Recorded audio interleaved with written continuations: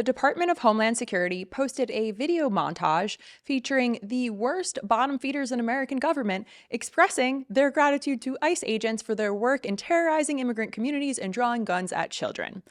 Mike Johnson, Joni Ernst, Tommy Emmer, Andy Ogles, Andy Biggs, Aaron Bean, Aaron Hochin, Michael Guest, August Flugler, Rich McCormick, Pete Ricketts, Brandon Gill, they all looked at footage of guns being drawn at children, priests being pepper sprayed, pregnant women losing their babies, and offered their public gratitude. I just want to take a moment on Thanksgiving and thank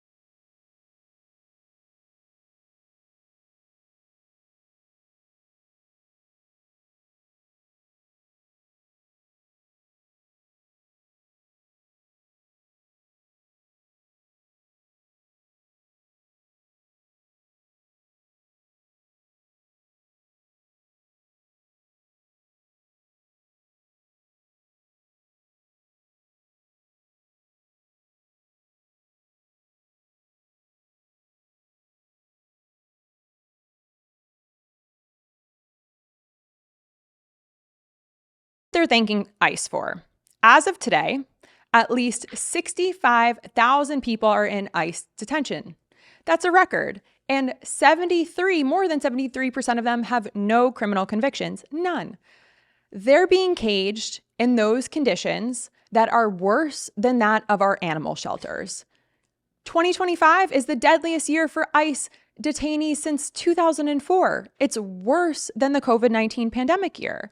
At least 23 people have died so far, and 95% of those deaths were completely preventable with basic medical care.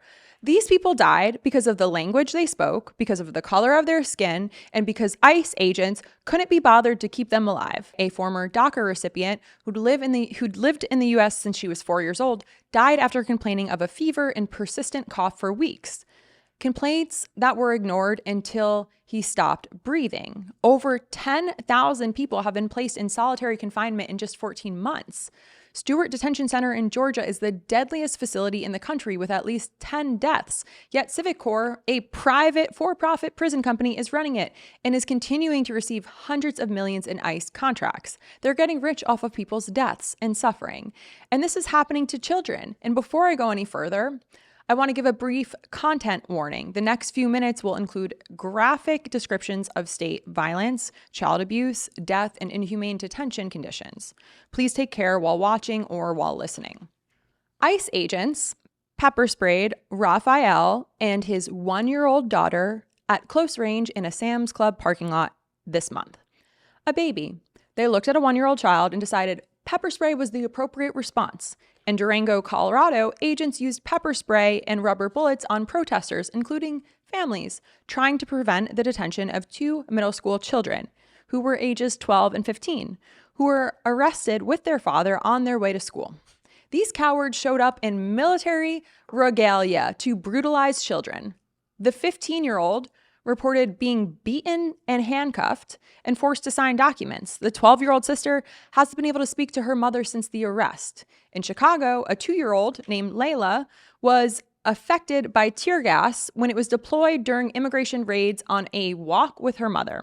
Schools in Evanston were placed on lockdown after pepper spray was deployed near Choate Middle School. Under Trump this year, ICE arrested 81 children at least, and children all under the age of 18. In Colorado from January to July. Under Biden, during the same period in 2024, just one child was arrested. But candidly, I do not give a fuck what color hat the administration was wearing. I do not give a fuck if you even voted for this. I care that ICE is caging people and forcing them to sleep head to toe on concrete floors without blankets, without medical care, without toilets, without privacy, without drinking water, eating rotten food, or just getting a cup of rice and a glass of water per day. This is what Mike Johnson called worth celebrating. This is what Joni Ernst offered her heartfelt thanks for. This is what these bottom feeder agents wake up every day and choose to do to the most vulnerable people they can find.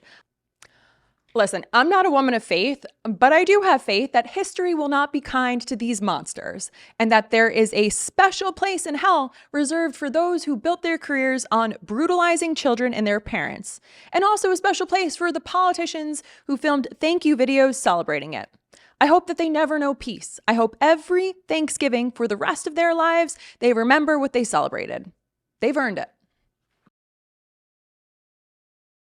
I'm gonna have so much editing to do.